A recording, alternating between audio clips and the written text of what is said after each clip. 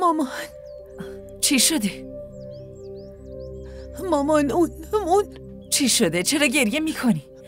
مامان اون داداش احمد برگه های طلاق امضا نکرد نه؟ باشه مامان باشه، بیا اونجا بشین. برو برای خواهرت آب بیار. اینجا بشین عزیزم، بشین اینجا. آروم تعریف کن ببینم چی شده. بشین عزیزم. مامان بشین اینجا. مامان فرح سری آب بیار.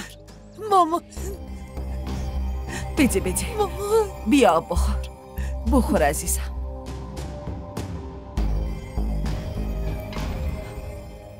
عرفان و بابات کجان عزیزم؟ مامان اون احمدو بردن بیمارستان. احمدو بردن بیمارستان؟